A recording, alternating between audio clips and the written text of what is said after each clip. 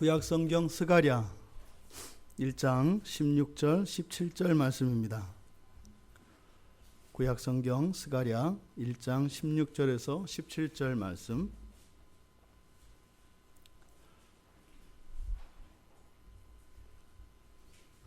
구약성경 1313쪽에 있습니다. 제 성경책으로는 스가랴 1장 16절 17절 우리 같이 한 목소리로 함께 읽겠습니다. 그러므로 여호와가 이처럼 말하노라. 내가 불쌍히 여김으로 예루살렘에 돌아왔은즉 내 집이 그 가운데에 건축되리니 예루살렘 위에 먹줄이 쳐지리라. 만군의 여호와의 말이니라. 그가 다시 외쳐 이르기를 만군의 여호와의 말씀에 나의 성읍들이 넘치도록 다시 풍부할 것이라. 여호와가 다시 시온을 위로하며 다시 예루살렘을 택하리라 하라 하니라. 아멘. 오늘 배현 집사님 나오셔서 특송해 주시겠습니다.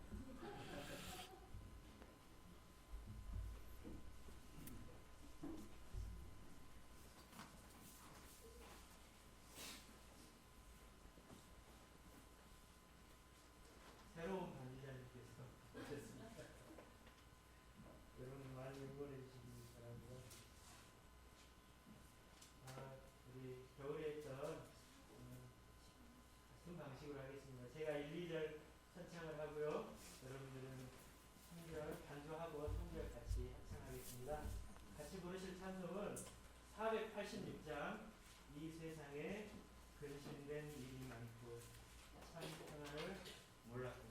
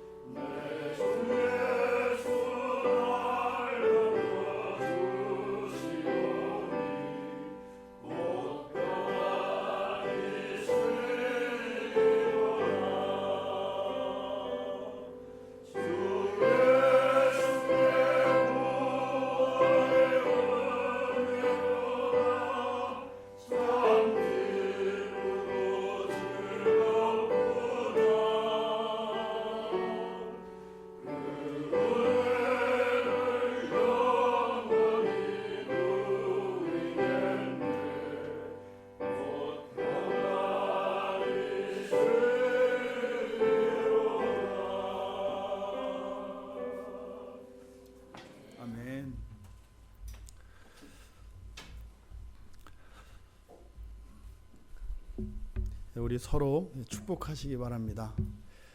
우리 사경의 기간 동안 큰 은혜가 있기를 축복합니다. 서로 축복하시죠. 사경의 기간 동안 정말로 여러분들 모두에게 하나님의 큰 은혜와 축복이 임하기를 바랍니다. 그래서 정말 말씀이 우리들의 유일한 소망이며 말씀이 우리들의 유일한 능력인 것을 경험하는 우리가 될 수 있었으면 좋겠습니다.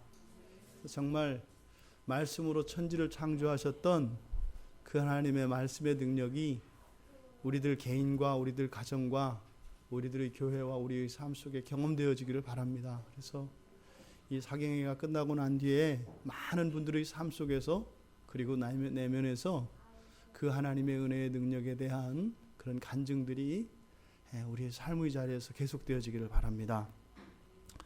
오늘 첫째 날입니다. 내 집이 그 가운데 건축될 것. 내 집이 그 가운데 건축될 것이라는 제목으로 설교를 하려고 합니다. 먼저 이 스가랴서를 기록한 사람은 이 책의 이름과 같이 스가랴라고 하는 선지자입니다.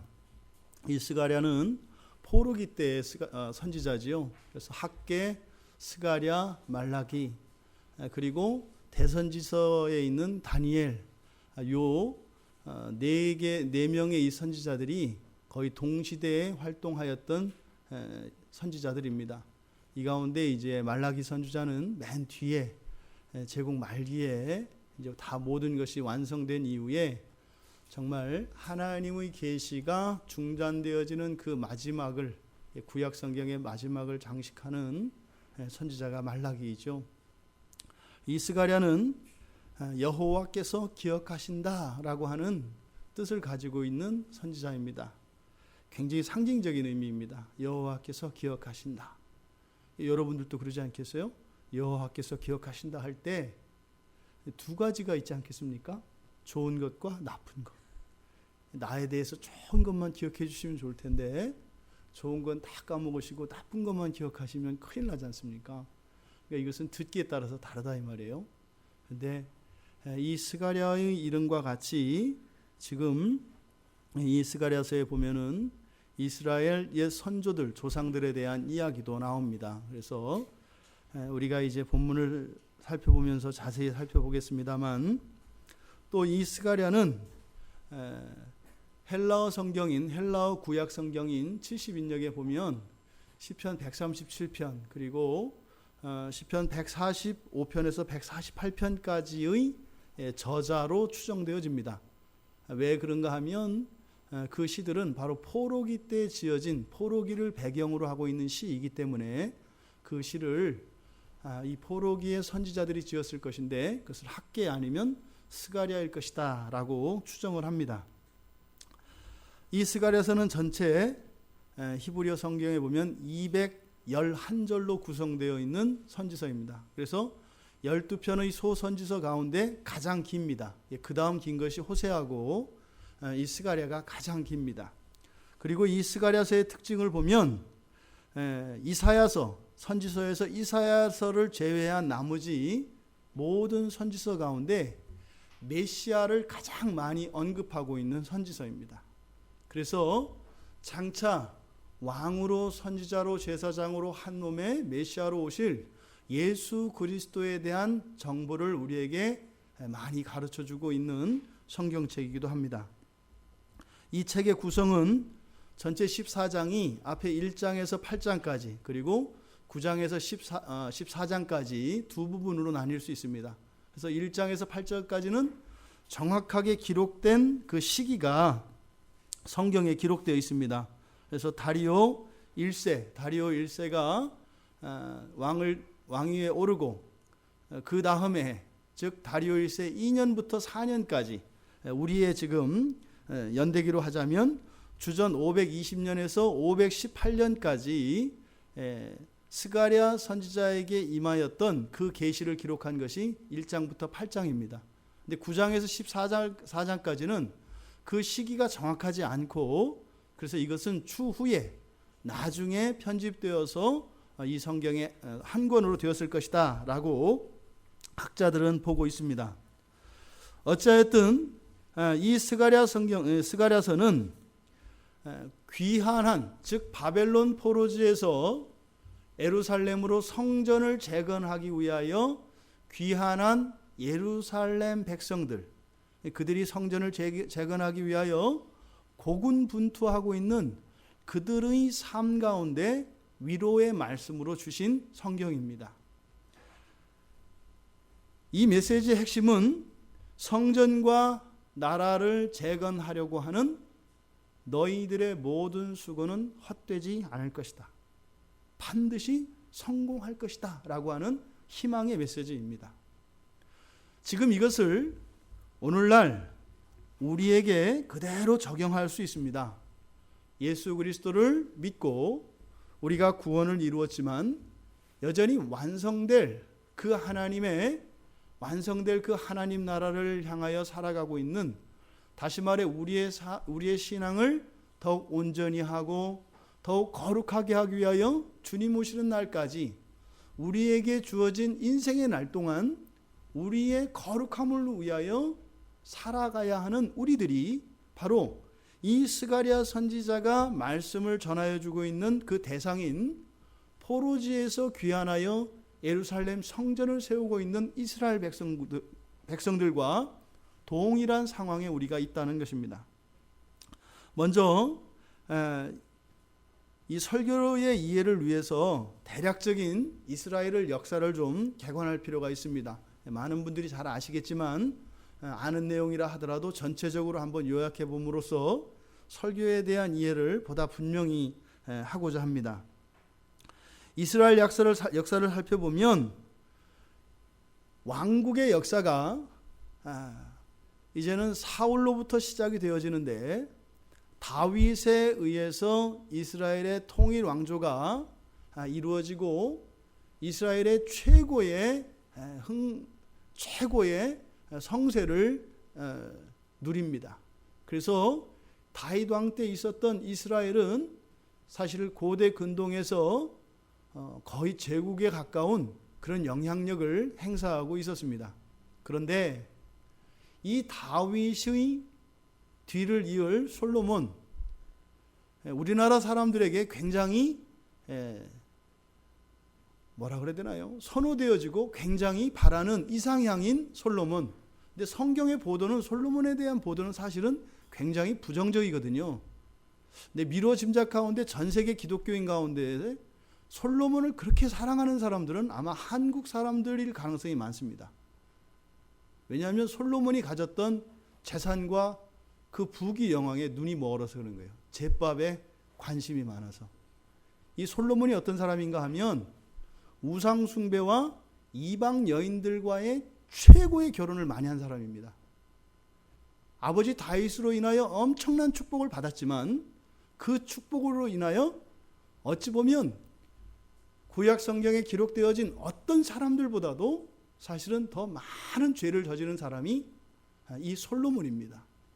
그런데 이 솔로몬이 아무리 죄를 지었어도 다윗에게 하신 하나님의 약속이 있었기 때문에 솔로몬 때에 그 죄에 대한 벌이 임하지는 않습니다. 그리고 솔로몬의 아들 때에 이르러서 분열 왕국으로 이스라엘은 아픔을 겪기 시작합니다. 그 이후로부터 이스라엘은 멸망을 향하여 치닫는 역사를 계속해 나갑니다. 너무나 끔찍하고 마음 아픈 일입니다. 근데 이스라엘 왕국은 분열 왕국 시대를 지나서 멸망하게 됩니다. 그래서 먼저 남쪽과 북쪽으로 이스라엘이 양분되어지는데, 북쪽을 이스라엘이라고 부르고 남쪽을 유대라고 부릅니다. 둘로 나뉘었던 이 두 왕국 가운데 북쪽에 있었던 이스라엘이 먼저 주전 722년에 멸망하게 됩니다. 그때 북이스라엘을 멸망시킨 나라는 아수르, 우리가 학교에서 배운 아시리아입니다. 그때 아수리에서 멸망당할 당시에 이스라엘의 왕은 엘라의 아들 호세아, 이 호세아는 여호수아, 예수 다 같은 의미입니다.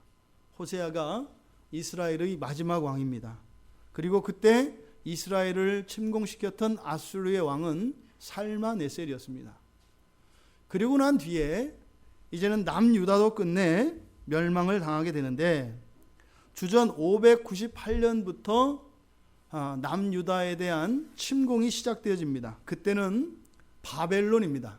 남유다를 침공시키는 것은 아수르를 정복한 바벨론에 의해서 이스라엘의 멸망이 계속 진행이 되어지는데 바로 여러분들이 잘 알고 있는 이 바벨론의 왕 느부갓네살에 의해서 598년부터 유다에 대한 침공이 시작되어집니다. 그런데 단지 이것은 유다뿐만 아니라 멀리 지금의 이집트, 애굽에 이르기까지 고대 근동의 엄청난 정복 전쟁을 이루어갑니다. 그래서 어마어마한 대제국을 이루어가죠. 598년에 시작되었던 이러한 유다 침공은 마침내 587년에 유다의 항복, 다시 말해서 유다의 멸망이 이루어집니다. 그리고 그 다음에 주전 586년에는 마침내 이스라엘의 생명보다도 더 소중한, 그들의 나라보다도 더 소중한 성전이 완전히 회파되어집니다. 그리고 이스라엘 백성들은 아수르에 의해서, 바벨론에 의해서 그들의 고국 땅을 떠나 포로지로 산산이 흩어져서 정착하게 됩니다. 그때부터 이스라엘 백성들의 이 디아스포라의 생활은 시작되어집니다. 그래서 예수님 당시에도 로마에 의해서 있었던 여러 가지 기독교 신앙의 핍박으로 많은 기독교인들이 사방에 흩어졌던 이 역사는 이미 오래전부터 계속되어져 온 역사입니다. 그런데 이렇게 이스라엘의 멸망이 어느 날 갑자기 찾아온 것은 아닙니다. 예고 없이 어느 날 아침이 되었는데 이방의 군대가 쳐들어와서 이스라엘을 공략하고 또 남유다를 함락시킨 것은 아니다 이 말입니다. 이미 이런 일들은 에레미야 선지자를 통해서 이스라엘에게 예언되었습니다. 근데 이때 조심할 것은 예언되었다라고 하는 이 말은 하나님의 예언이 그대로 성취되어서 이 예루살렘이 멸망하고 이스라엘이 완전히 멸망했다. 이 말은 여러분들이 이렇게 점을 봐서 그 점괘대로 되어지는 숙명론과 운명론을 이야기하는 것이 아니에요. 이스라엘은 이미 그때 멸망하게 되어 있었구나. 이렇게 예정되어 있다는 의미가 아닙니다. 그것이 아니라 이스라엘의 멸망, 그런 불행과 파멸에 대해서 하나님께서 미리 가르쳐 주신다는 얘기입니다. 이것은 피할 길을 가르쳐 준다 이 말이에요. 그러니까 사실은 이런 멸망은 무엇의 결과인가 하면 우리들의 죄의 결과입니다. 그럼 하나님께서는 선지자를 보내오셔서 너 지금 이대로 가면 너는 사망에 이르게 될 것이다 라고 하는 경고를 주신다는 말씀이에요. 그것은 우리를 겁주거나 협박하려고 하는 것이 아니라 하나님이 구원하실 언약 백성들을 구원하시기 위하여 하나님이 끊임없이 간섭하시고 그들을 도우신다는 얘기입니다. 바로 이들이 그 하나님의 말씀을 듣지 않았고 거절했습니다. 그리고 에레미야 25장에 나오는 에레미야 선지자의 예언이 임한 것이에요.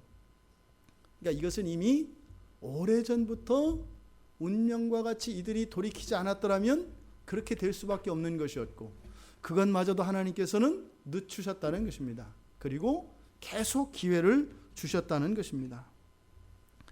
그러니까 이들의 멸망의 원인은 하나님의 예언이 아니라 이들의 범죄와 돌이키지 않는 고집스러움에 있었다 이 말입니다. 여러분의 생애에도 동일한 일들이 계속됩니다. 주님께서는요, 예수를 믿는 한 신자의 삶 가운데 한 그 신자가 어찌할 수 없는 절대 상황 속으로 몰아가게 두지 않으십니다. 절대로요. 왜냐하면 구원받은 신자들에게는 성령이 그 안에 거주하시며 하나님의 마음을 반드시 깨닫게 하시기 때문에 분명히 앞으로 일어날 이 어려움과 고난과 고통에 대해서는 반드시 가르쳐 주십니다.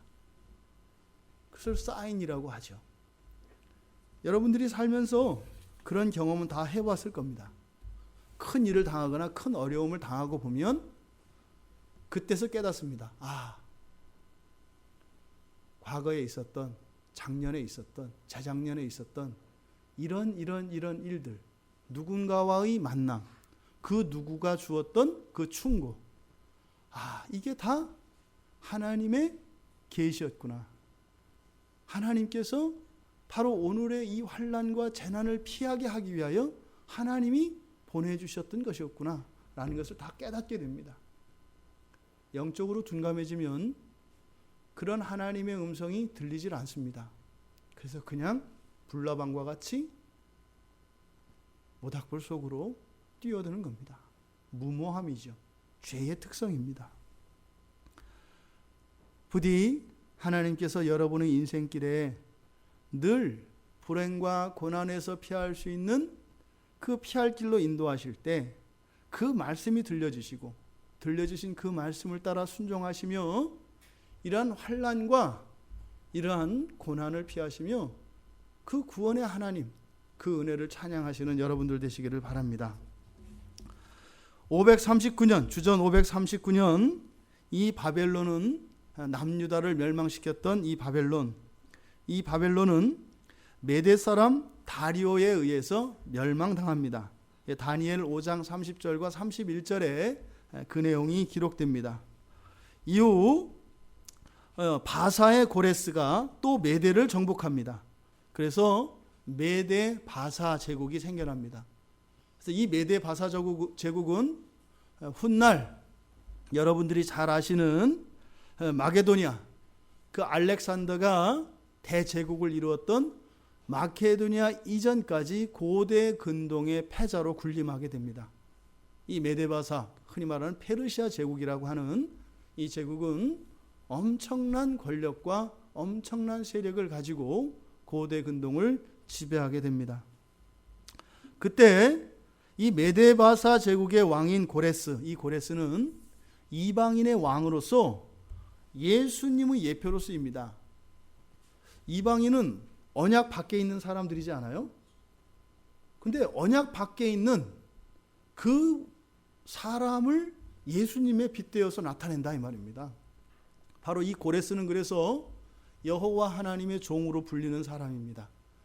그리고 이 고레스에 의해서 실제로 포로 상태에 있던 이스라엘이 해방을 맛보게 됩니다. 그 내용이 에스라 1장 1절 그리고 역대하 36장 22절과 23절에 기록되어 있습니다. 이와 같이 이스라엘과 관련되어진, 이스라엘의 멸망과 관련되어진 역사 속에 등장하는 나라들, 바벨로, 아수르, 바벨론, 그리고 메대, 그리고 메대를 정복한 메대 바사, 이 나라들이 이스라엘을 둘러싸고 하나님이 이스라엘을 구원하시기 위한 구원의 경륜 속에 사용되어지는 나라들입니다. 이 나라들은 어떻게 해요? 이스라엘의 범죄에 대하여 하나님 심판하는 심판의 도구로 쓰신단 말입니다. 그리고 나서 어떻게 하세요? 하나님의 백성들을 쳤다고 그것들을 다 부러뜨리고 또 벌을 내리십니다. 근데 그리고 나서 그래도 하나님의 도구로 쓰였다고 그들을 다시 구원하십니다. 계산이 정확하신 분이 하나님이십니다. 그러니까 하나님께 쓰임받는 사람은 어떤 사람이든 그것은 참으로 복된 일이 아닐 수 없습니다. 심지어는 멸망자까지도 사용하시고 사용하신 것에 대하여 하나님께서 복으로 갚아주시는 하나님이 바로 우리의 하나님이십니다. 자, 이때 이제는 바로 주전 536년 이제 고레스가 칙령을 내립니다. 그래서 이 고레스가 칙령을 내리는 것은 성경에 따르면 하나님께서 마음을 주셨다고 해요. 이 메데바사 제국의 왕인 고레스의 마음에 이렇게 감동하셨다. 이거를 우리가 실제적으로 추론해 보자면 이런 겁니다. 고레스가 왕이잖아요. 그러니까 제국을 마음대로 할 수 있는 거예요. 그러면 이 고레스가 마음대로 할 수 있는, 그리고 고레스의 이 권력 아래 복속하고 있는 수많은 민족과 수많은 나라들이 있습니다. 근데 궁전 뜰을 거닐 때였든지 식사를 할 때였든지 갑자기 고레스에게 이 예루살렘 성전에 대한, 이스라엘 백성에 대한 마음이 떠오른 거예요. 그리고 나서 이 이스라엘 백성들을 이제는 돌려보내어서 어떻게 해요? 여호와 하나님의 성전을 다시 건축해야 되겠다라고 하는 이런 생각을 갖게 된 겁니다. 근데 사실은 이때 활약했던 것이 이 고레스 때하고 이 고레스의 마음이 움직였던 것은 하나님이 또 하나님의 사람을 사용하셔서 그렇게 움직이셨습니다. 그러니까 이스라엘의 힘으로가 아니라 하나님이 고레스 왕의 마음에 그 생각을 넣어주셔서 그 이방 왕의 생각이 결정이 되어서 그 결정에 의해서 이스라엘 백성들이 따르는 그러한 순서로 성전이 다시 재건되게 된다 이 말입니다. 그런데 이들이 고레스 칙령에 의해서 이제는 무너졌던 성전을 다시 쌓기 위하여 예루살렘으로 돌아왔습니다. 그러면 어떻게 하겠어요? 여러분 같으면 어떻게 하겠어요? 돌아와서 성전을 쌓겠죠. 근데 역시 우리보다 못난 이 이스라엘은 성전을 안 쌓고 다 자기 조상들의 분기신 그 땅으로 다 각기 돌아갑니다. 성전을 지으라고 모든 돈도 주고 금도 주고 다 줬는데 그것을 가지고 가서 바로 성전을 짓는 게 아니라 이 사람들은 어떻게 해요? 각기 조상들의 유업, 그 땅을 찾아간다 이 말이에요. 12지파에게 주었던 땅의 분깃들이 있잖아요. 그리 가가지고 자기네 정착지, 자기네 그 유산으로 물려받은 그 땅을 챙깁니다. 1년의 시간 동안을 거기서 자기들 살림 차리고 이렇게 다 해요. 그리고 나서 비로소 이제는 성전을 다시 짓기 위해서 예루살렘에 모입니다. 그때 예루살렘에 모여서 성전을 짓기 시작해요. 그런데 이 사람들은 이미 한 1년 동안 성전을 짓기 위해서 거룩한 사명감을 갖고 왔었지만 이제 한 1년을 거기서 이제 뭐 사랑하는 아내, 사랑하는 남편, 사랑하는 애들과 아침, 점심, 저녁 밥 먹으면서 하루 일하면서 일상생활을 누리다 보니까 어떻게 해요? 사는 게 재미가 있어요, 없어요? 재미있어요. 재미가 있습니다. 그런 재미를 알콩달콩 누리다 보니까 성전을 지어야 되겠다고 하는 이런 사명감이 좀 약해졌겠죠. 그러려면 어떻게 해요? 여러분들이 하나님이 주신 거룩한 부담을 느낄 때 그것을 하지 않는 아주 기가 막힌 방법이 있잖아요. 뭐예요? 합리화식 핑계대는 거죠. 누구 때문에 이렇게 하는 거잖아요. 그래서 이 이스라엘 사람들도 머리가 좋기 때문에 핑계를 댑니다. 하나님, 우리가 성전을 지으러 오긴 왔습니다만 지금 상황을 보시면 이 주변이 다 성전 짓는 것에 대해서 반대하고 눈에 쌍심지를 켜고 지키는 이방인들과 대적들이 많이 있지 않습니까? 이렇게 함부로 할 일이 아니지 않겠어요, 하나님? 준비를 잘하고 철저히 대비해서 해야 되지 않겠습니까? 그리고 또 자기들끼리는 그러죠. 하나님의 응답을 먼저 해주셔야 우리가 이 일을 할 거 아니냐. 어떻게 기도도 안 하고 성전을 짓냐. 그래서 우리 각자 기도를 하면서 하나님의 응답을 기다리자. 그래서 맨날 물어보는 거죠. 집사님 응답 받았어? 아니, 나 잘 모르겠어.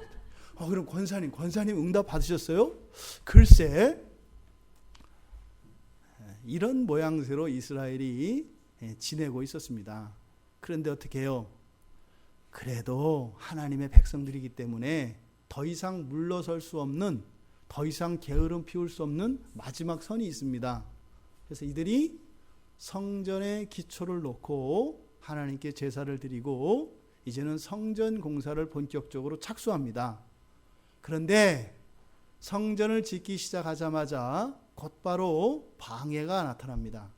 그럼 어떻게 했어요? 이 사람들이 벌써 정말로 성전을 적극적으로 지어야 되겠다 이렇게 막 결심한 사람들도 아니고 이렇게 핑계대고 눈치 보던 사람들이니까 이런 적들의 대적이 왔을 때 이 사람들이 마음으로는 어떻겠어요? 마음으로는 은밀한 즐거움이 있었을 겁니다. 왜냐하면 환경에 의해서 내가 할 수 없는 이런 게 오면 어떻게 하면 돼요? 나는 정말 속으로는 하고 싶은데 지금 이런 환경 때문에 할 수 없어 라고 변명할 수 있게 되죠. 그들의 소원대로 또 하나님은 다 이루어 주십니다. 그래서 성전 공사가 중단돼요. 간신히 이렇게 성전 공사가 시작되었는데 또다시 그 방해로 말미암아 성전 공사가 중단된다 이 말입니다. 그게 무려 약 14년에서 16년 동안 중단됩니다. 성전 공사가. 그 사람들은 다시 돌아왔다는 얘기 없어요. 그럼 어떻게 한 거예요? 성전 공사가 중단된 것 때문에 이들이 막 통곡을 하고 회개하고 하나님께 은혜를 구한 게 어떻게 했어요? 우리 각자 삶의 자리로 돌아가서 하나님의 때를 기다립시다. 이렇게 하고 각자 자기의 고향 땅으로 다 돌아가서 16년을 알콩달콩 지내는 겁니다. 여러분들처럼요.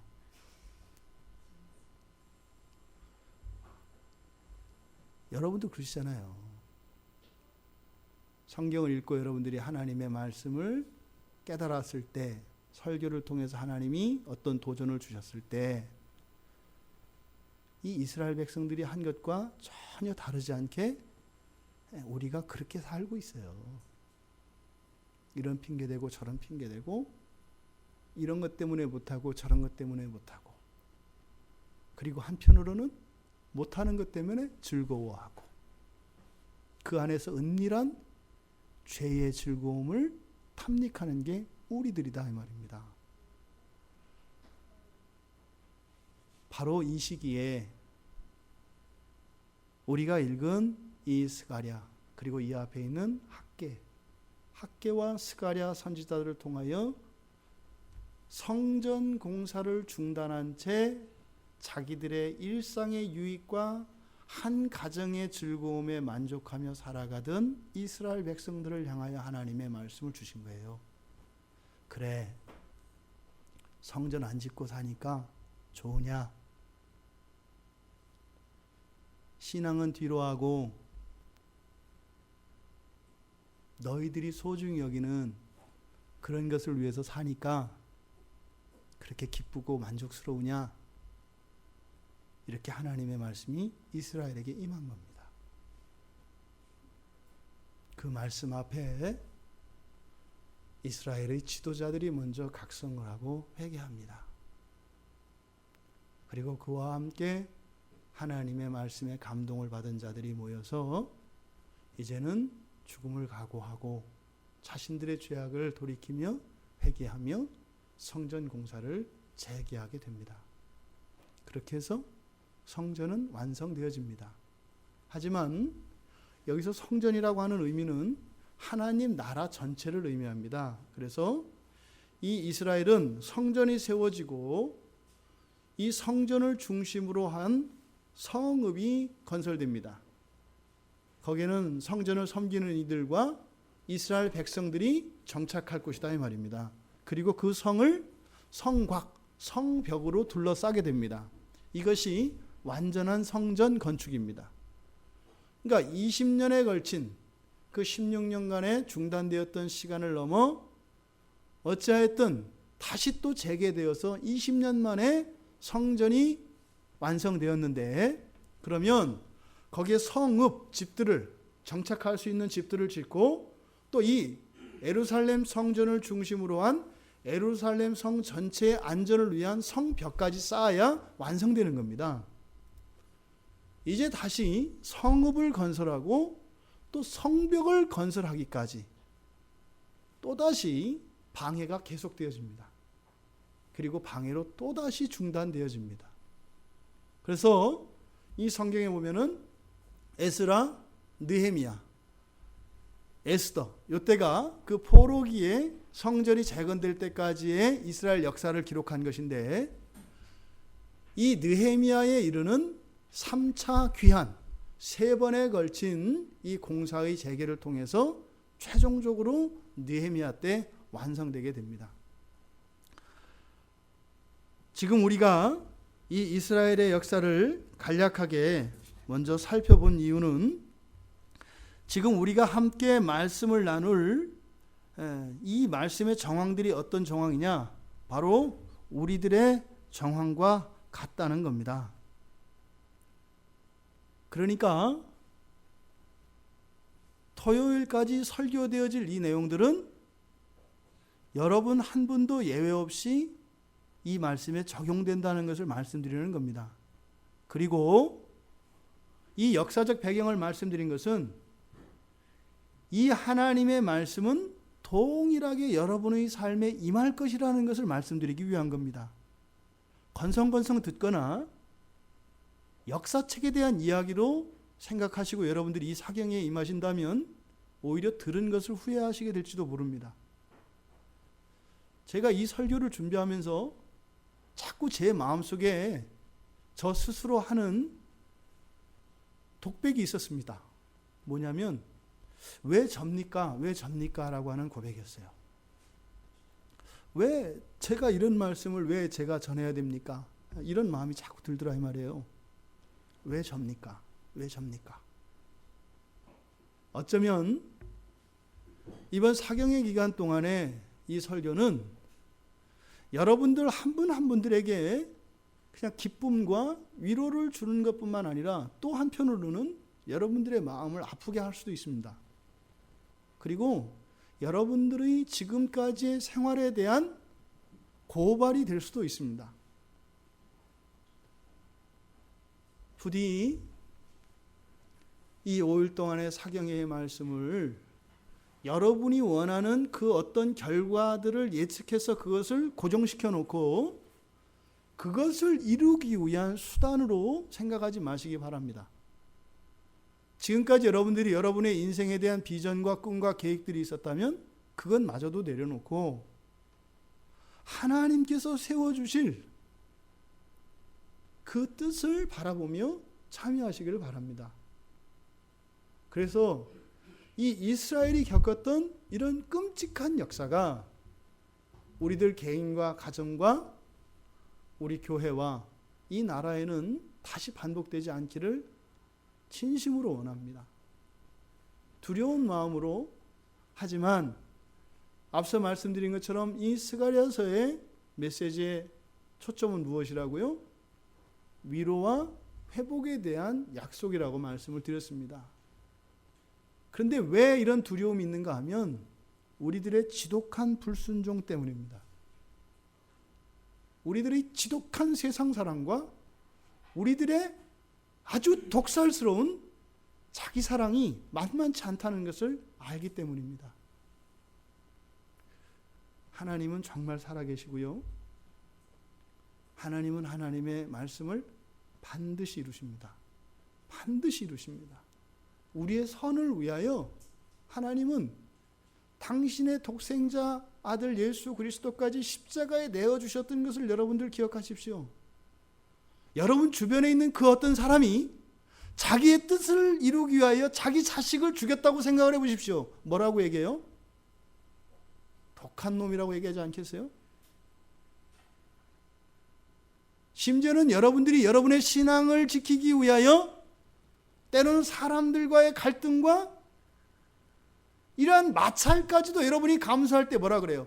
독한 사람이라고 얘기한다 이 말이에요. 그러면 그 선한 뜻을 위하여 자기가 그토록 사랑하는 아들이 죽기까지 내버려 둔다면 얼마나 독한 사람이냐 이 말이에요. 이것은 사람끼리 일어나는 일이고 사람들 사이에서 그런 일이 있었다면 아들을 희생한 게 되겠죠. 희생 제물로 바친 게 되겠죠. 그리고 그것은 슬픈 과거의 역사로 끝나겠죠. 이것은 고대 근동에 있었던 이방 종교에서 취하던 행태입니다. 근데 하나님은 누구십니까?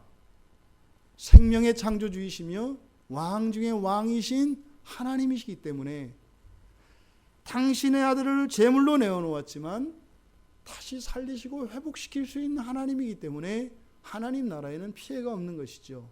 그렇다고 해서 하나님께 아픔이 없는 것은 아니다 이 말입니다.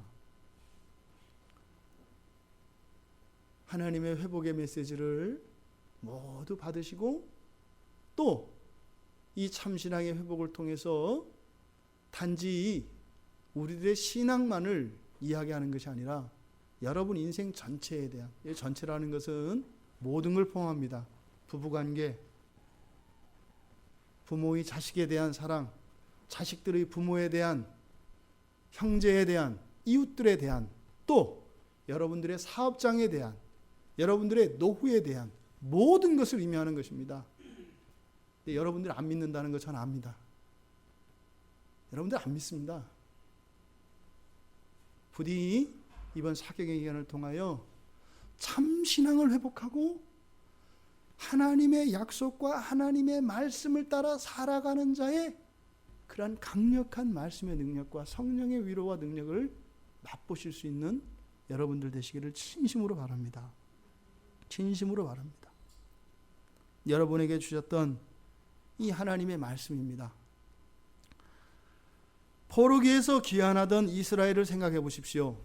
바벨론 포로 상태에 있었던 이스라엘은 그들의 주권을 상실했고 나라를 세울 수 없습니다. 군대를 세울 엄두조차 낼 수 없었고 그들은 또한 그 포로지에서의 생활에 만족하고 있었기 때문에 나라를 재건하려고 하는 의지도 없었고 나라를 재건할 힘도 없었고 나라를 재건할 지도자도 없었습니다. 절대 불가능이다 이 말입니다. 근데 이들이 예루살렘으로 돌아와서 성전을 짓기 시작한 거예요. 지금 여러분들의 가정과 여러분들의 삶이 바로 예루살렘에 돌아와 성전을 세우고 있는 삶이다 이 말입니다. 그리스도인들이 여러분의 마음속에 신앙을 따라서 마음의 성전을 짓고 여러분들의 가정을 신앙 안에서 세우고 거룩한 교회 공동체를 세워가는 것, 이것이 바로 바벨론 포로지에서 예루살렘으로 돌아와 성전을 짓고 있는 그 이스라엘 사람들이다 이 말입니다. 바로 여러분들이다 이 말입니다. 그들이 어떻게 예루살렘으로 돌아올 수 있었는가를 가지고 여러분들의 구원을 생각하십시오. 여러분이 어떻게 구원을 받으실 수 있었어요? 그 은혜는 고사하고 여러분들을 구원하신 그 하나님의 구원에 대해서 원망하고 불평하지 않나요? 왜 날 구원하셔서, 왜 날 예수쟁이로 만들어서, 왜 날 예수 믿는 부모의 자식으로 태어나게 해서 내 자유를 구속하고 내 마음대로 못 살게 하고 이 세상에서 누릴 수 있는 즐거움을 왜 빼앗아 가는가? 그 하나님을 원망하지 않냐 이 말이에요. 이런 말도 안 되는 것이 우리들의 정체성입니다. 거기다가 여러분들이 가지고 있는 가짜는 지식들과 꾀를 이용해서 온갖 미사여구와 온갖 경건한 말들을 사용해서 정당화하고 있는 여러분들이 바로 이 바벨론 포로지에서 돌아와 성전을 짓기 위하여 예루살렘으로 돌아왔지만 자기들이 할 일, 자기들이 진정으로 누려야 할 영광은 팽개치고 바르지만도 못한 그런 삶에 만족하며 그것을 성공이라고 여기며 살아가고 있는 그들과 우리가 다르지 않다 이 말입니다. 여러분 최근에 정말 주님 앞에 소망 없는 나를 구원하여 주신 그 하나님의 구원의 은혜에 감격하며 심장이 터질 것 같은 감격을 누리신 적이 있으십니까?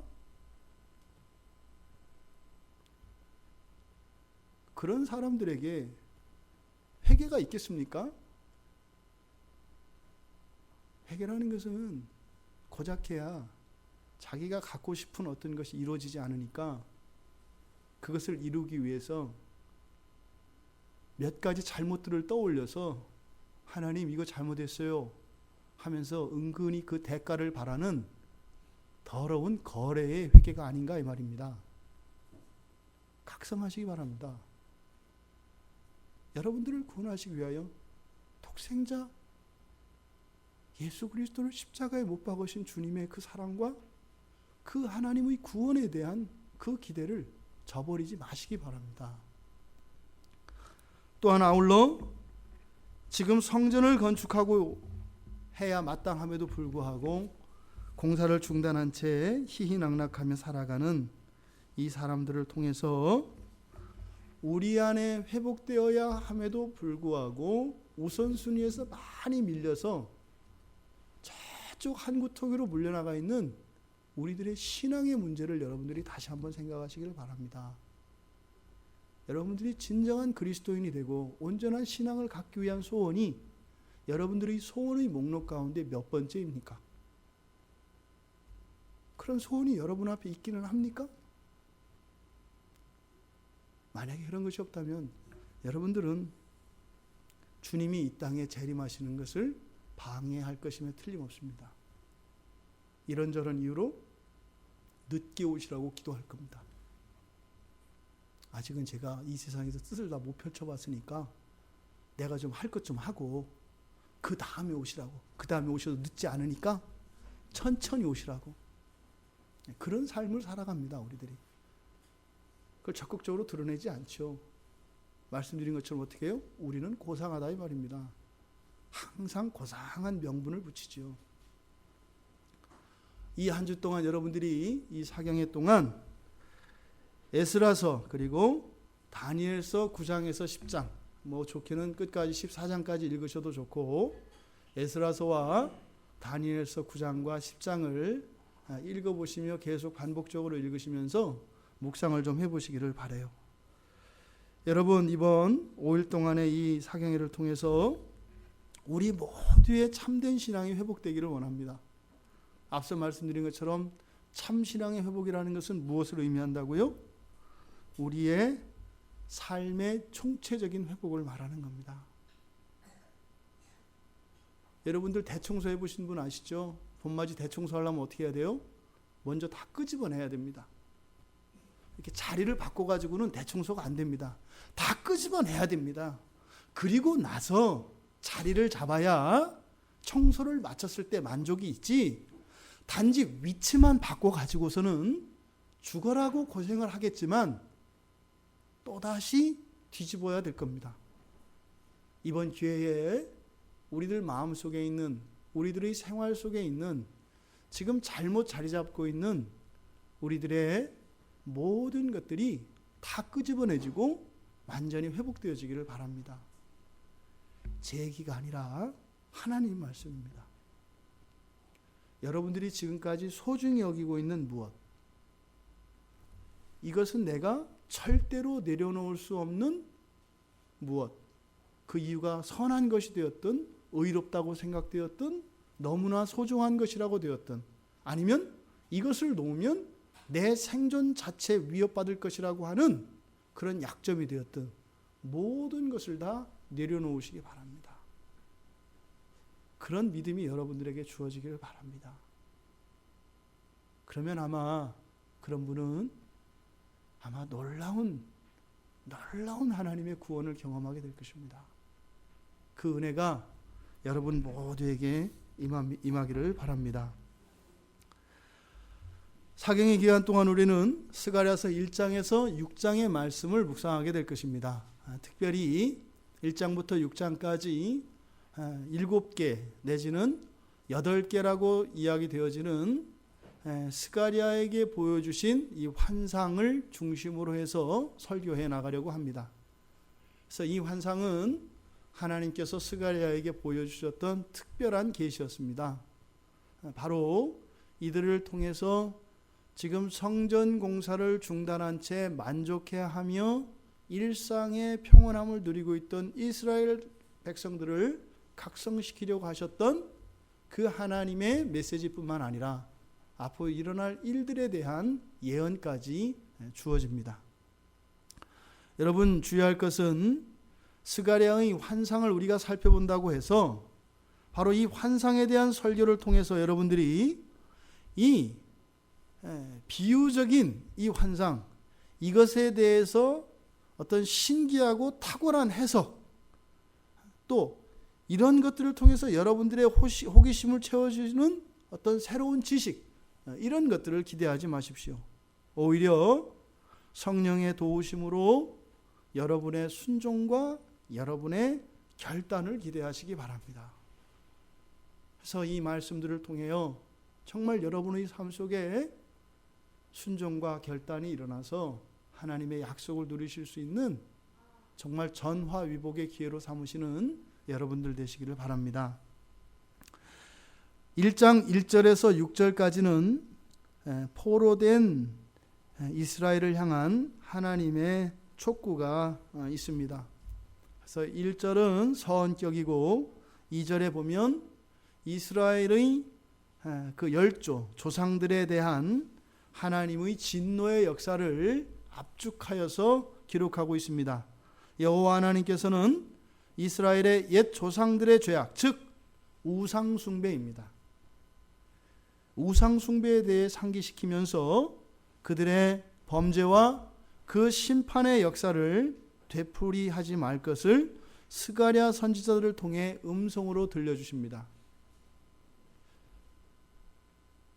이 우상 숭배의 금지에 하나님의 명령은 안타깝게도 성전이 다 완성되고 그리고 말라기 선지자에 이를 때까지 중단되지 않습니다.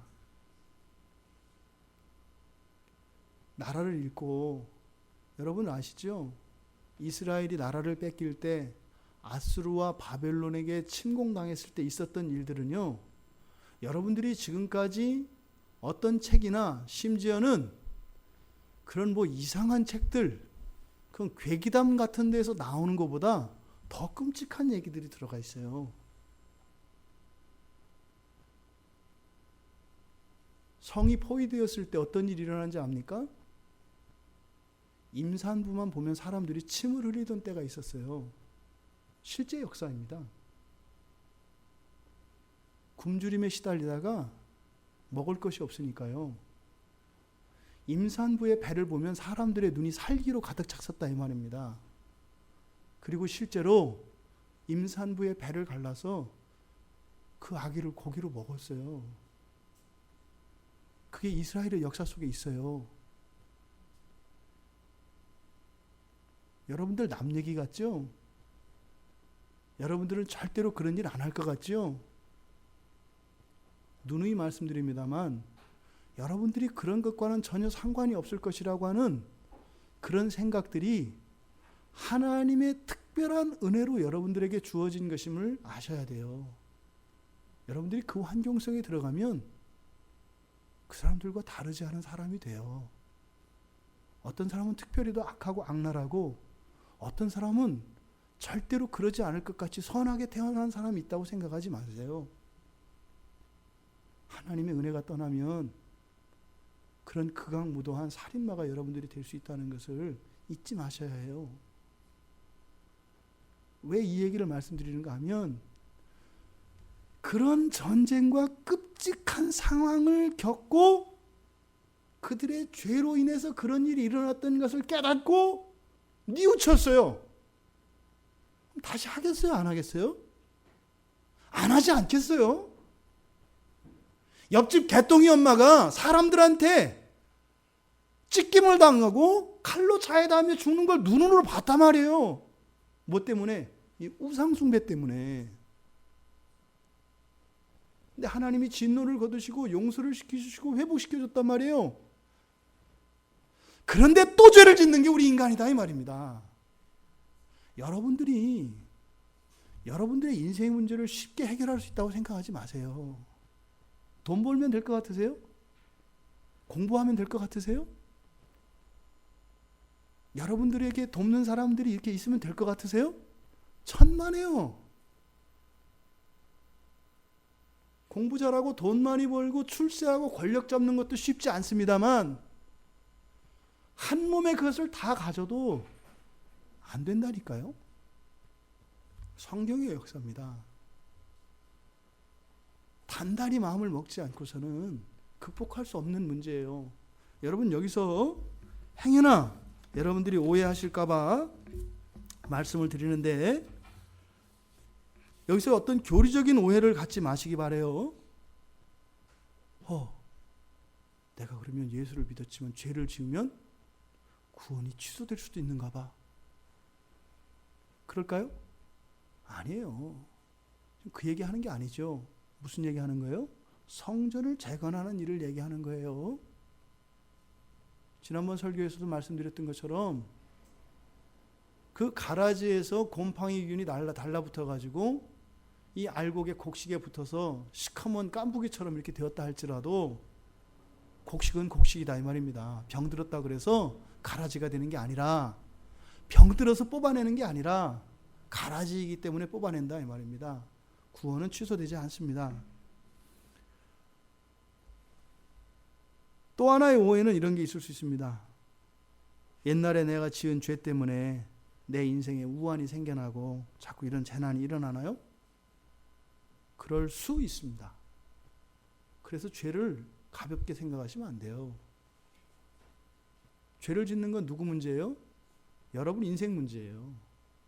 여러분 손해예요. 뭐 하나님의 영광 가리고 그런 건 여러분이 걱정 안 하셔도 돼요. 하나님은 알아서 자기의 영광을 자신이 다 챙기세요. 여러분들이 죄 짓잖아요. 반드시 그런 것은 아니지만 죄를 지은 만큼 그만큼 여러분의 인생 가운데 환난이 임하는 것은 아니지만 반드시 그 죄에 대한 대가는 치르게 되어 있습니다. 반드시 치르게 되어 있어요. 그냥 지나가는 거 없어요. 이 얘기를 듣고 여러분들이 겁먹을 건 없어요. 그러니까 겁먹는다면 뭘 겁먹어야 돼요? 그래도 계속 죄를 지을 생각하는 여러분을 겁내하세요.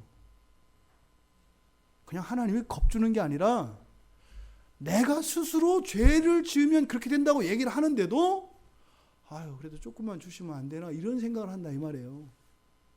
근데 죄로 인한 벌이 여러분들에게 임하는 성경적 원리는 지은 죄에 대한 최소한의 벌입니다. 최소한의 벌만 임합니다. 여러분들이 잘한 거에 대해서는요. 최대한의 복이 임합니다. 꽉 채워주고 흔들 정도로 하나님이 주십니다. 죄에 대해서는 최소한. 왜요? 벌을 안 주면 여러분들은 하나님한테 따질 거거든요. 하나님은 벌 안 주고 싶으세요. 근데 벌을 안 주면 여러분들 뭐라고 하는 줄 아세요? 하나님도 자기가 말하고 안 지켜. 얼마나 지독한 게 인간인지 몰라요. 여러분들 들으시잖아요. 누군가에게 여러분들이 잘못하고 실수하고 죄를 지었을 때 그 사람이 그것에 대해서 강하게 반발 안 하고 모른 척하고 그냥 용서하고 가면 뒤에서 우습게 보죠. 아, 저 집사님 괜찮아. 저 집사님은 물에 물 탄 듯 술에 술 탄 듯 맨날 헬렐레야 괜찮아. 그러다가요. 조금이라도 손해 안 보고 아주 독살스러운 집사님을 만나면 저 집사님 조심해. 그냥 안 넘어가. 이게 하나님의 구원을 받은 백성들의 실존은 아니겠죠. 이러지 마시기를 바랍니다. 죄는 여러분들 가볍게 생각하시면 안 돼요. 여러분 구원 받으셨지만 여러분들이 죄를 계속해서 지으면 그 죄로 인한 불편이 여러분의 삶 가운데 반드시 따르게 되어 있어요. 근데 그거는 죄를 지었기 때문에 그 죄에 대한 벌로 오는 게 아니에요. 왜요? 죄에 대한 벌은 누가 받으셨어요? 예수 그리스도께서 다 받으셨어요. 근데 예수 그리스도께서 죄의 값을 다 받으셨지만 남아있는 게 뭐가 있습니까? 우리의 존재론적인 부패와 오염의 문제가 남아있어요. 책임 말고. 절름발이로 사는 게 좋으세요? 두 다리로 이렇게 뛰는 삶이 좋으세요? 네. 예수님이 우리의 죄값을 다 받으셨지만 우리는 여전히 어떻게 해요? 나병 환자고 중풍병자고 귀머거리고 소경된 상태다 이 말입니다.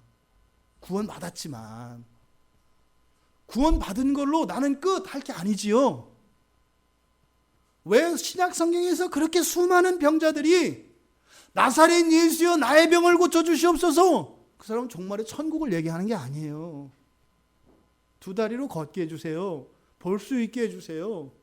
사랑하는 가족들을 마음껏 손으로 만지고 안을 수 있게 해주세요 라고 기도하는 거죠. 바로 오염과 부패라고 하는 우리의 불완전한 상태에 대한 하나님의 은혜가 계속 필요한 겁니다. 근데 여러분이 죄를 지면 어떻게 되냐면 중풍병자는 마비가 더 심해질 거고요. 나병 환자는 살이 더 썩어져 들어갈 거고요. 장님이었던 사람은 한쪽 눈이 안 보였던 사람은 나머지 두 눈까지 못 보게 될 거라는 거예요. 이거는 여러분들이 기도할 문제가 아니에요. 뭐예요? 결단의 문제다 이 말입니다. 여러분의 인생을 자꾸 늪속으로 가지고 들어가지 마세요. 죄의 문제를 가볍게 보지 마세요. 죄로 인해서 여러분들이 구원이 취소되지는 않습니다. 하지만 여러분들의 인생에는 분명히 미친다 이 말입니다. 죄값이 아니에요. 죄값으로 든다 하면 이게 뭐냐면 가게에 흐르는 저주라고 하는 이단 사상이 돼요. 그 얘기를 하는 게 아니에요. 이것과 관련된 이단 사상이 또 뭐가 있냐면 피에 대한 이단 사상이에요. 우리는 아담의 그 혈통을 이어받아서 우리 피에는 죄가 흐르고 예수님은 마리아 피를 일려받지 않아서 그 피는 또 이렇게 무지개색 피가 흘러서 죄가 없다나요? 다 이단이에요. 무슨 피가 죄가 물질이에요?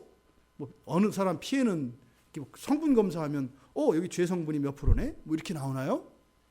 다 이단 사상이에요. 그러니까 죄가 대물림한다라거나 죄로 인해서 부모의 죄로 인해서 자식이 그 죄값을 치른다거나 그런 건 없어요. 그런데 죄로 인해서 우리에게 불행과 고난이 온다는 것은 어떤 의미라고요? 우리의 존재론적인 악화로 인해서 그 결과가 온다 이 말입니다. 지난번에도 말씀드린 것처럼 어떻게 해요?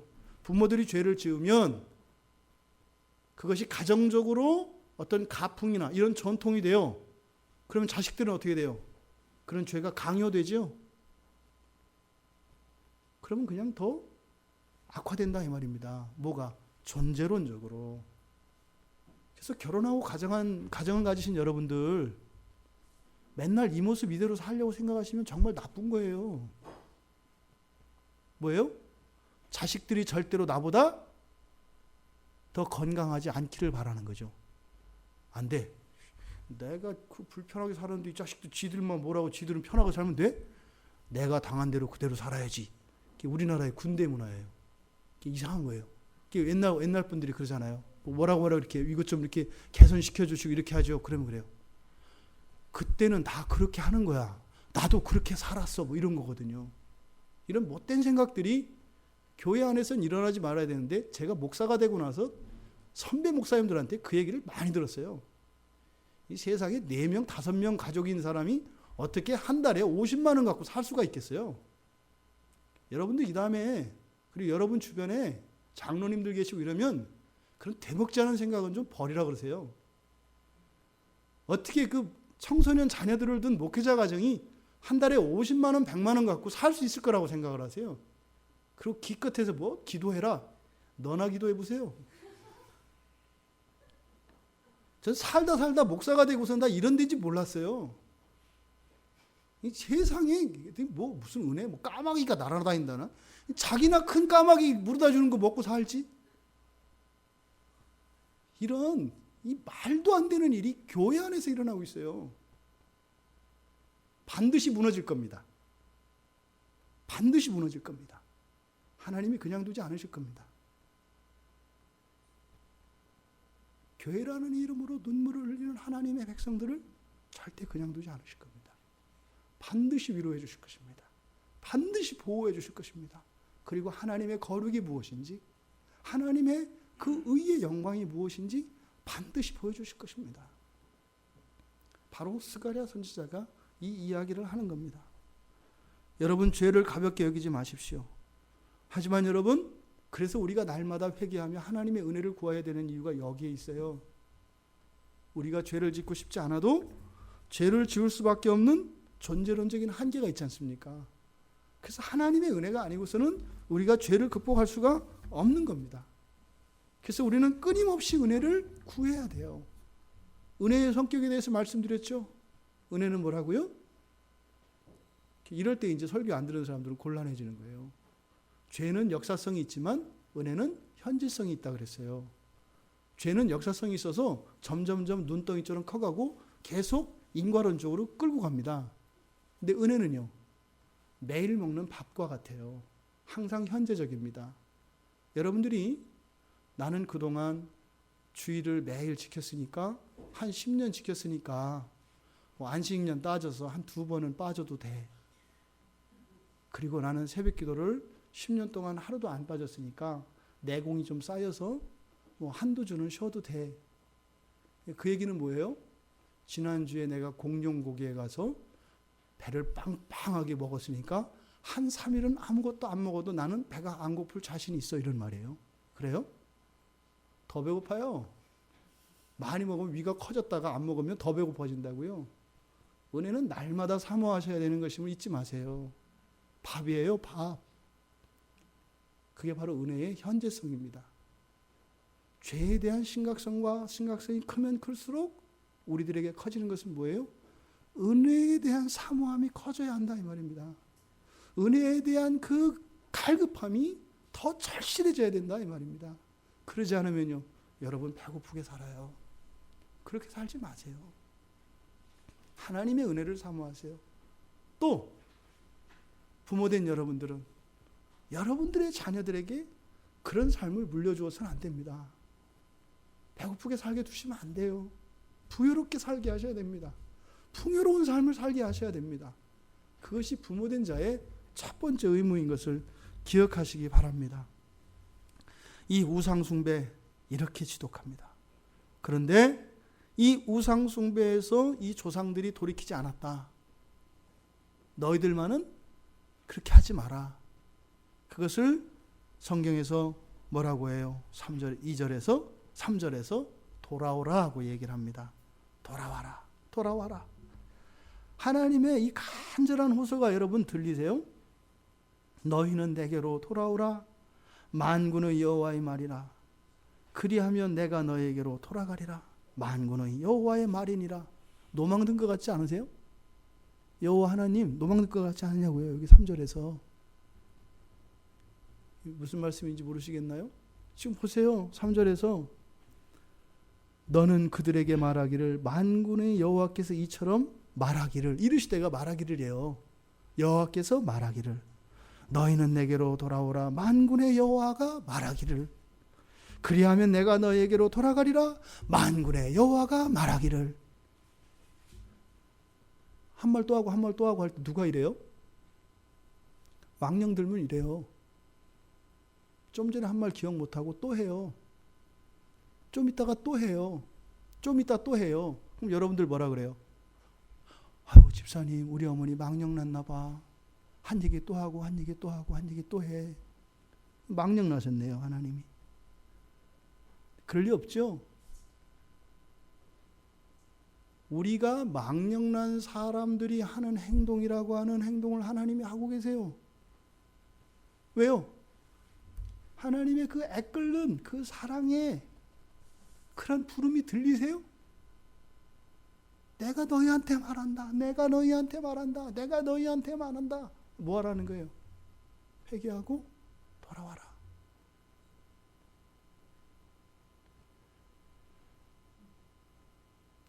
이렇게 해서 돌이킬 수 있으면 참으로 경건한 신자입니다. 여러분들 안 깨집니다. 눈 깜짝도 안 합니다. 압니다, 저도. 저기 울산 바위 같아서 거기다가 제가 그냥 모래 하나 던진 거하고 똑같다는 거 저는 압니다.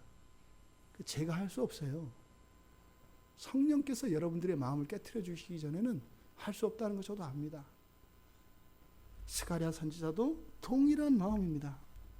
그런데 여러분, 칼빈은 이렇게 이 본문을 그렇게 주의하더라고요. 하나님께서 우리에게 회개를 촉구하실 때, 이렇게 돌아오라고 촉구하실 때, 그 회개를 촉구하는 그 근거가 우리들의 능력을 고려해서 하시는 말씀이 아니래요. 무슨 말이에요? 우리에게 책임이 있다 이 말이 아닙니다. 우리가 회개하고 하나님께 돌아갈 수 있는 능력이 있기 때문에 이 말을 하는 게 아니다 이 말입니다. 무슨 말이에요? 무능력자인 우리를 향하여 이 말씀을 우리에게 주신다는 거예요.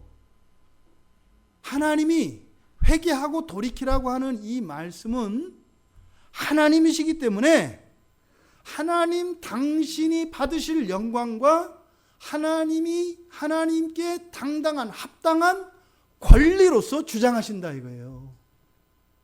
하나님은 여러분들에게 돌아오라고 할 권리가 있다 이 말입니다. 여러분들이 할 수 없지만, 그러니까 이 말은 하나님의 권리를 나타내는 것이지 왜 회개 안 해? 빨리 회개해. 이 말이 아니다 이 말이에요. 그러면 하나님이 당신의 권리를 요구하시는 것이라기는 하지만 할 수 없는 우리에게 이렇게 말씀하는 것은 좀 부당하지 않냐 이 말이죠. 뭐 하나님 스트레스 풀라고 괜히 우리한테 짐 지어주시는 것도 아니고 뭐겠어요? 성령의 도움이 절대적으로 필요하다는 거죠. 그러니까 우리가 성령께 의지하지 않고는 살 수가 없는 거예요.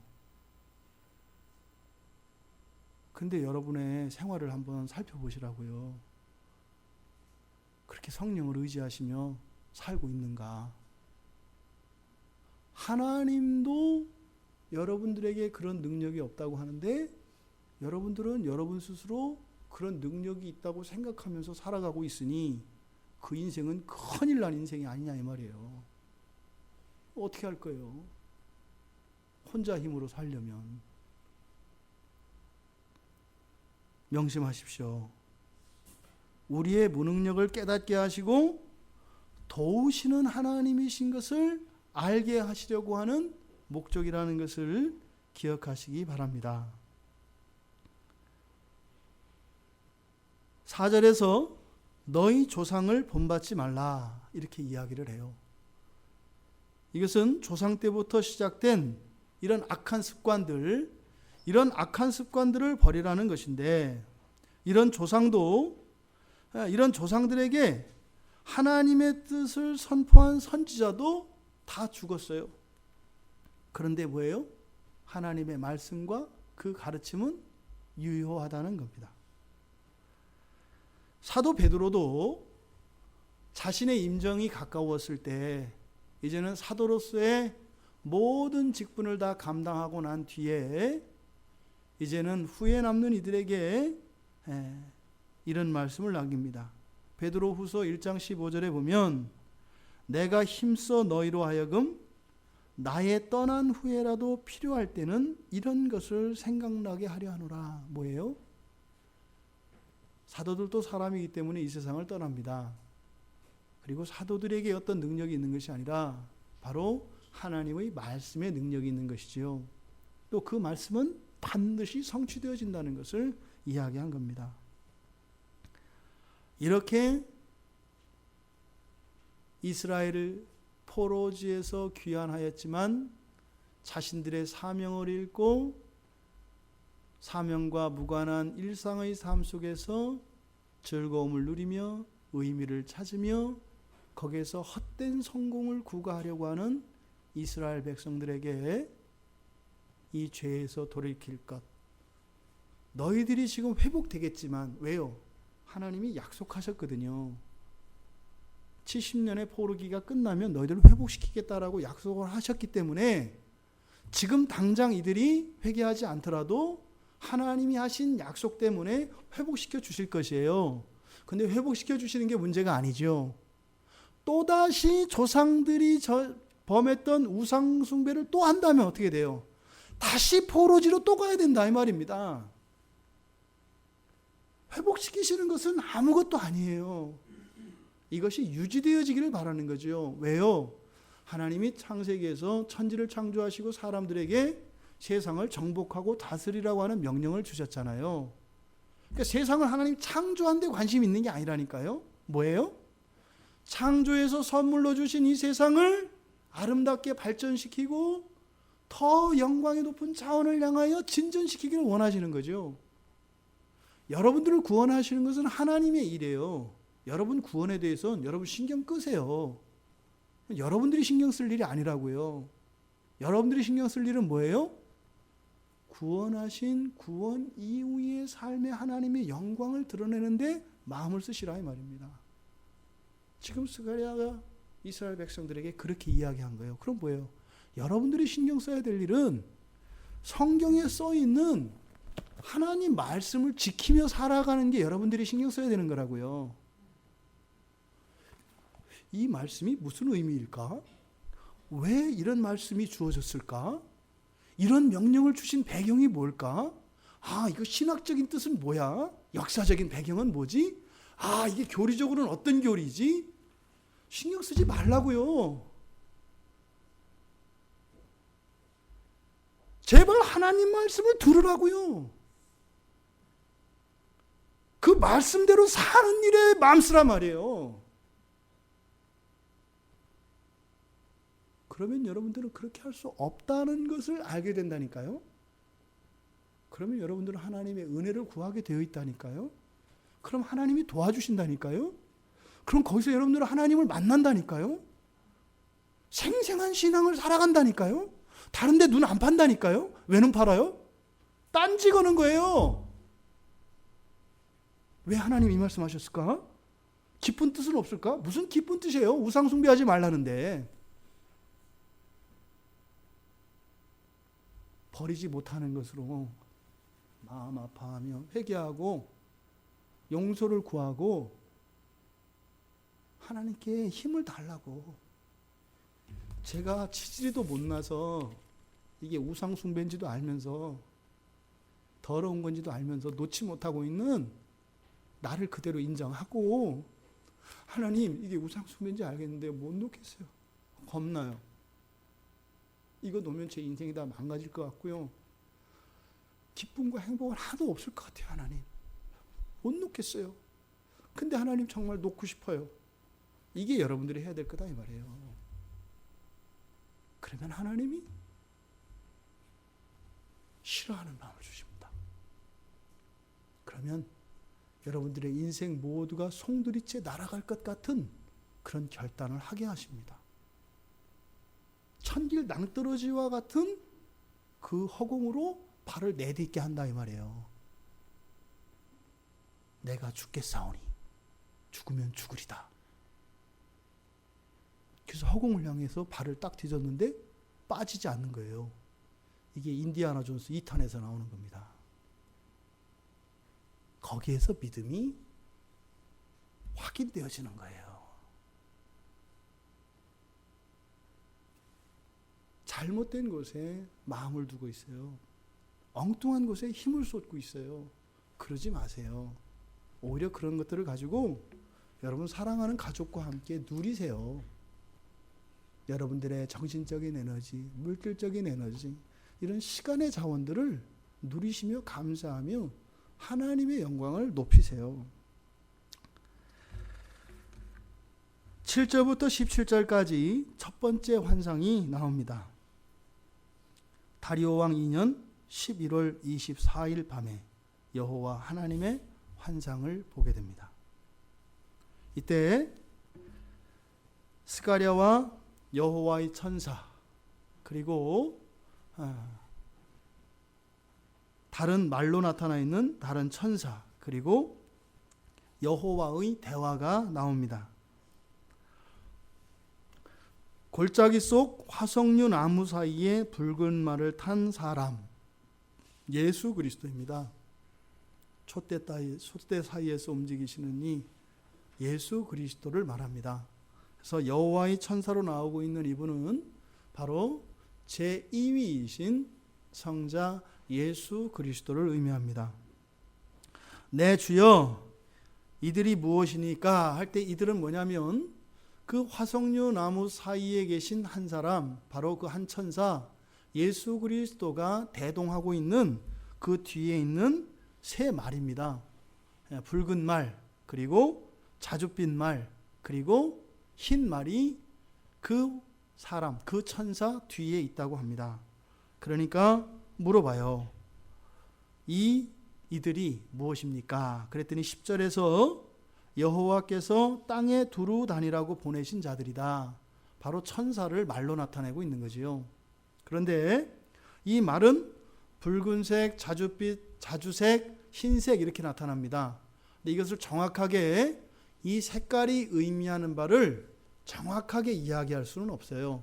이런 게 정확하게 성경에서 이야기하고 있지 않은 것을 정확하다고 얘기하는 사람들을 이단이라고 얘기하는 거예요. 정확하게 얘기하신 것은 누가 봐도 정확하거든요. 근데 이렇게 이제 정확하지 않은 거는 아무렇게나 얘기해도 또 정확하게 부정확한 것도 아니잖아요. 안 드러난 거니까. 그러니까 이런 것들을 정확하다고 얘기하는 사람들을 이단이라고 해요. 그래서 붉은색이니까 이것은 피를 나타내는 것이고 전쟁과 죽음과 심판을 나타낸다. 이제 그럴듯한데 뭐 그럴 수도 있고 아닐 수도 있고 그래요. 그러니까 정확하게 이것이 의미하는 바는 그렇게 우리가 알 수 없습니다.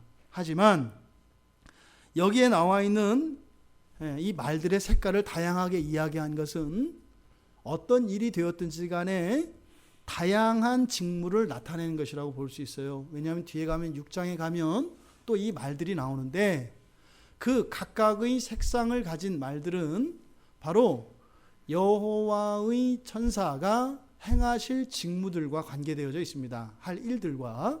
그래서 여기에서 색상은 어떤 직무, 바로 예수 그리스도께서 이루실 직무에 다양한 직무가 있다는 것이다. 그러니까 어떻게 해요? 붉은색 직무도 있고 자주색 직무도 있고 하얀색 직무도 있다 이 말입니다. 그래서 교회 안에는요 다양성이 공존하는 거예요. 교회를 한 가지 색깔로 만들면 어떻게 돼요? 빨갱이 교회가 되는 거예요. 잘못된 교회지요. 성경에서는 이 교회 안의 다양성을 항상 강조합니다. 그래서 교회에서 다양성이 사라지면 하나님의 교회가 아니라 사람의 집단이 돼버려요. 교회가 아닙니다. 여러분 하늘에 떠 있는 별 가운데 똑같이 생긴 별이 있을까요? 없을까요? 그렇게 많은 별들도 똑같은 게 없는데 별로 많지도 않은 사람들을 왜 똑같이 만들려고 할까요? 그건 하나님께 의지하는 게 아니라 내 힘으로 내 생각대로 하려니까 똑같이 만들어야 되는 거예요. 이게 잘못되어진 제자 훈련이에요. 예수님이 제자들을 가르칠 때 12 사도들을 똑같이 가르치셨을까요? 따로 가르치셨을까요? 다 달라요. 다 달라요. 근데 요즘에 교회에서 하는 제자 훈련이라 이름 붙여진 거 보면 어때요? 다 똑같죠? 성경적이지 않다니까요. 그러니까 제자 훈련이라는 말이 잘못된 게 아니라 사람들을 획일화시키려고 하는 이 모든 시도는 다 악하다 이 말입니다. 지금 여기서 말하는 색상은 다양한 직무, 교회 안에 있는 다양한 직무, 예수 그리스도께서 이루실 다양한 사역들을 나타낸다 이 말입니다. 그리스도의 사역은 무엇입니까? 구원을 위한 것이죠. 그래서 구원을 위해서는 다양한 은사와 다양한 직무들이 있는 것입니다. 이 창조 세계의 질서를 회복하고 그 아름다움과 하나님의 영광을 온전케 회복시키기 위한 그런 일들을 의미한다 이 말입니다. 11절에서는 바로 그 천사들, 말로 나타난 천사들이 여호와의 천사께, 다시 말해 예수 그리스도께 보고하는 내용이 나옵니다. 세상을 두루 여호와께서 이 말들을 어떻게 했다고요? 이 천사들을 온 세상을 두루 살펴보도록 보낸 천사라 그랬잖아요. 이것과 비슷한 얘기가 어디 나오죠? 욥기에서 나오죠. 욥기에서 욥을 고발할 때 그 마귀가 하나님의 아들들과 함께 써가지고 욥을 참소하잖아요. 충동질해가지고 하나님 제 아들 한번 죽여봐요. 제가 배반 하나 안 하나. 하나님 제 한번 병들게 해봐요. 그럼 변할 거예요. 이렇게 막 고발하잖아요. 참소하잖아요. 그러니까 여호와 앞에서 일어나는 이런 천사들의 그 이야기가 지금 비슷한 장면이 욥기에서도 나오거든요. 근데 보세요. 그 천사들은 여호와 하나님께서 보내셨대요. 근데 누구한테 보고해요? 성자이신 예수 그리스도께 보고하잖아요. 여호와의 사자께. 근데 그 보고 내용이 뭡니까? 온 땅이 평안하고 조용하더이다. 어떠세요? 이 보고가 여러분. 마음에 드세요? 하나님이 기뻐했을까요? 속상해하셨을까요? 온 땅이 평안하고 조용하더이다. 어떨 것 같으세요? 얘기해 보세요. 저만 계속 말하고 있으니까 여러분도 한마디 해야죠. 이 보고를 받았을 때 여호와의 사자가 어땠을 것 같아요? 이때 이성이 마비되고 제 질문에만 집중하면 바로 밑에 나와 있는 답을 못 찾아요. 예, 슬프셨죠. 슬퍼하셨죠. 이 말은 어떤 의미인가요? 성전 공사는 중단되었는데 다 평안하더이다. 성전 공사가 중단된 것이 잘못이라는 것을 깨닫고 돌이키고 우리가 성전을 다시 지어야 한다고 말하는 사람이 하나도 없이 조용하더이다. 또 반대로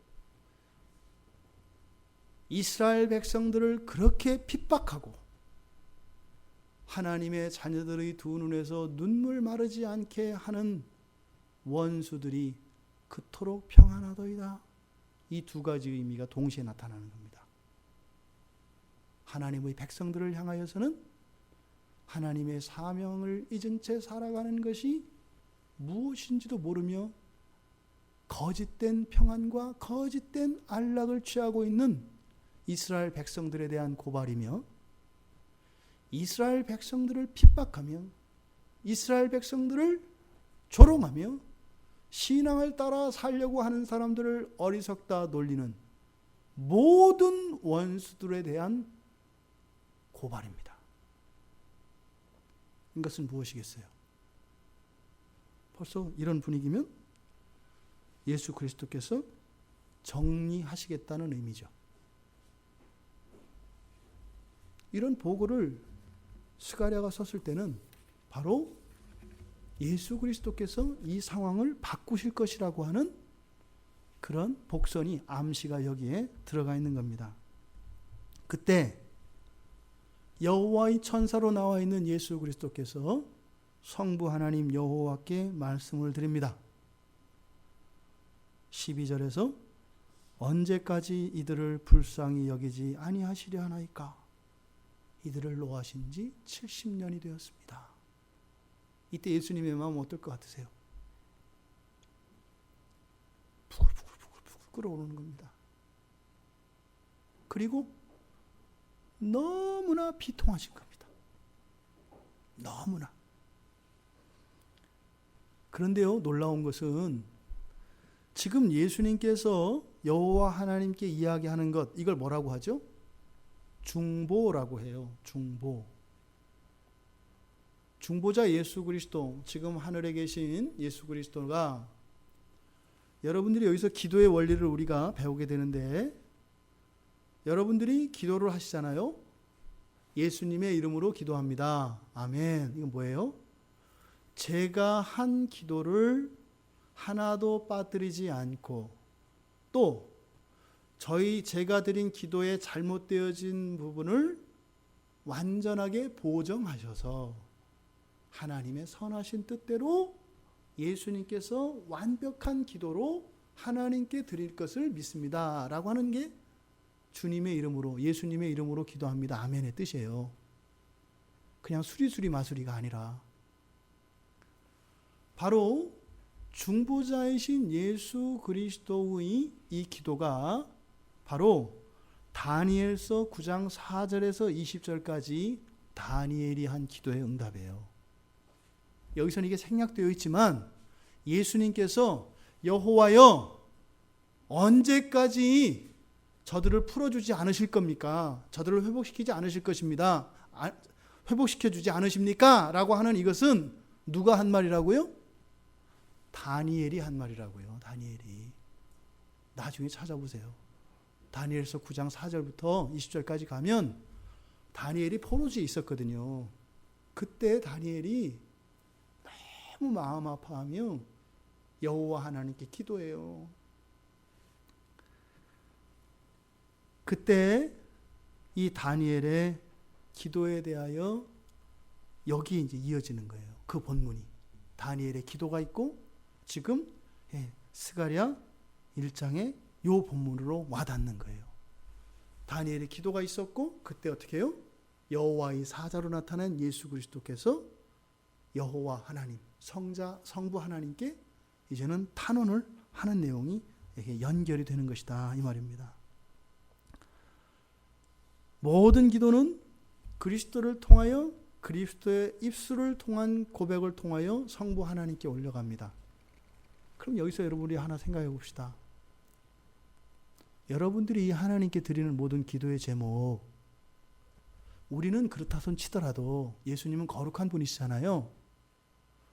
거룩한 분의 입에서 거룩하신 성부 하나님께 그대로 고백될 수 있는 기도가 여러분들의 기도가 되기를 바랍니다. 예수님께서 여러분의 기도를 받으시고 중보하여 중보 기도를 드릴 때 다 삭제하고 기도문을 전체를 다시 쓰는 일이 없기를 바란다 이 말입니다. 그것도 다시 쓰려면 힘드시지 않으시겠어요? 그러니까 조금 웬만큼 오자 수정하고 탈자 교정하는 정도. 근데 어떤 성도의 기도는 어떻게 돼요? 이제 우리 인간이라면 누가 기도만 하면 예수님 겁나지 않겠어요? 왜 기도문 다시 써야 되니까. 쟤 또 기도 시작했다. 그럼 이제 그때부터 이제 그 인간이라면 이게 스트레스가 쌓이는. 제가 기도하면 또 다 기도문 내가 다 써야 돼. 그때 마음 들어가서 또 이렇게 봐야 되잖아요.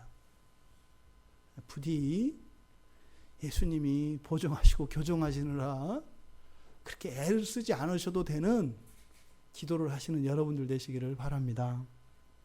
이 다니엘의 기도가 응답되었잖아요. 그게 다니엘서에 가면은 이제 24절에서 25절까지 이 마음으로 벌써 여기서 일어난 일을 다니엘이 아는 거예요. 그래서 지금 이 스가랴서 아까 다니엘을 읽어보시라고 했던 이유가 이렇게 성경이 서로 통한다 말이에요. 다니엘이 이런 얘기예요.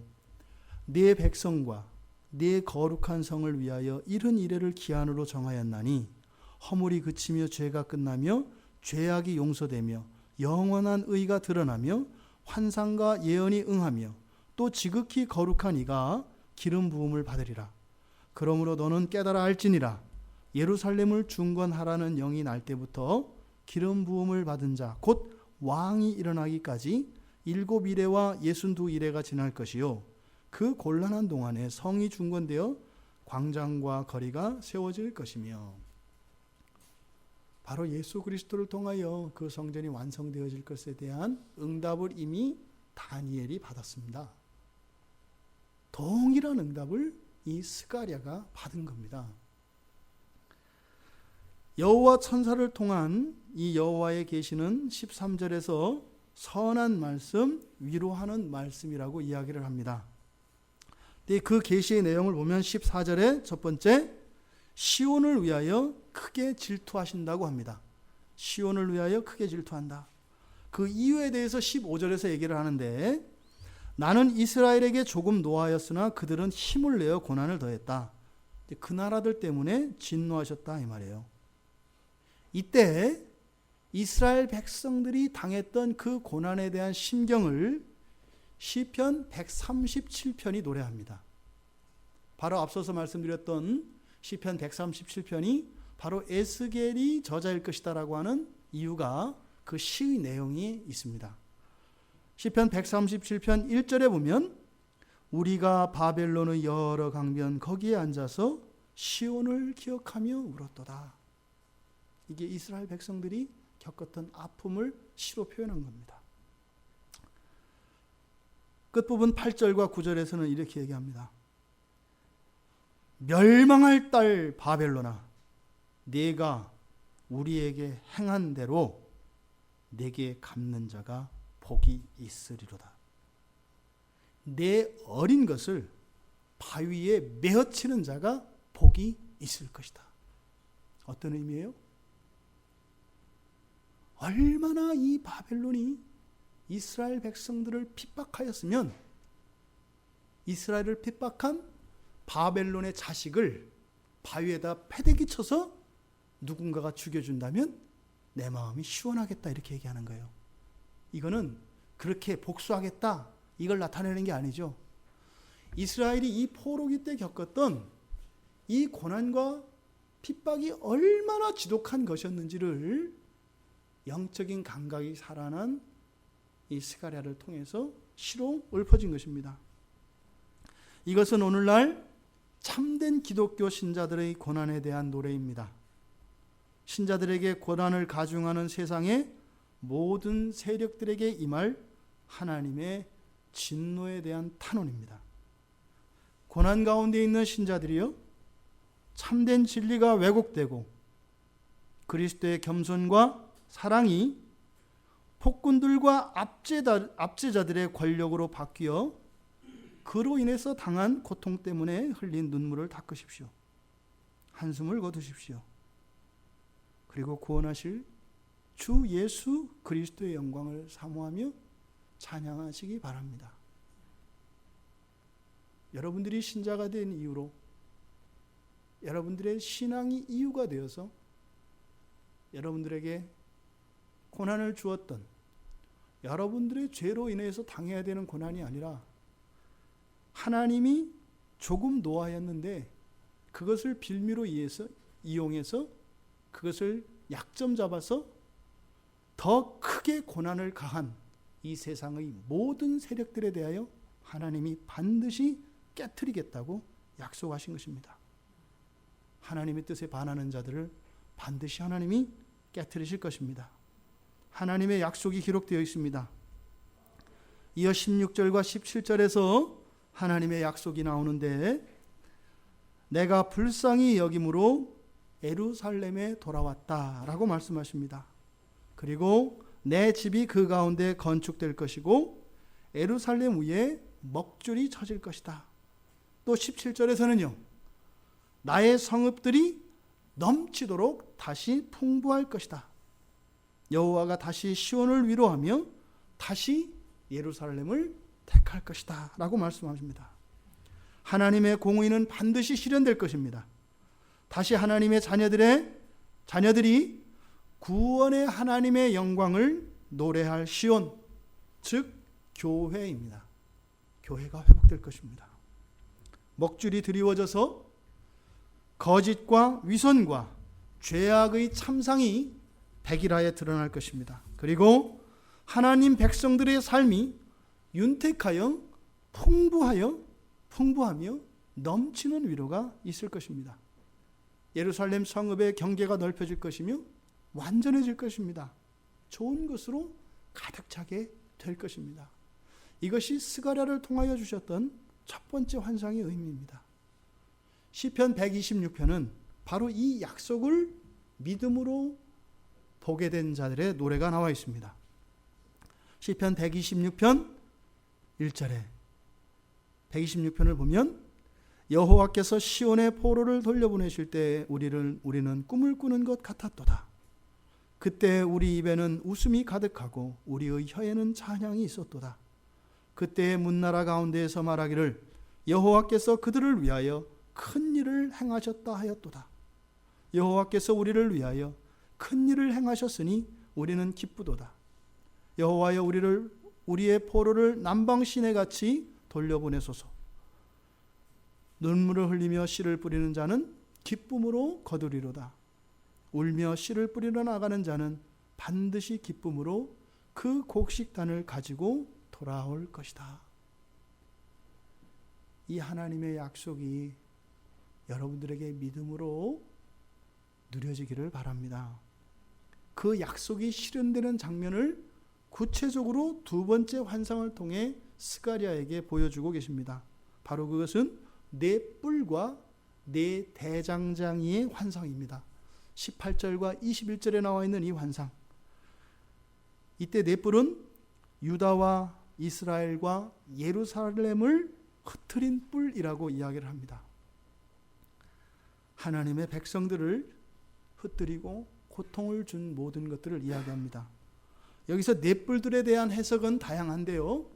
앞서 말씀드린 것처럼 이스라엘의 역사 속에 있었던 이스라엘을 포로로 삼았던 애굽, 아수르, 바벨론, 그리고 메데 바사, 또 후일에는 바로 로마에 이르기까지 이 모든 제국들을 의미한다고 해석할 수 있습니다.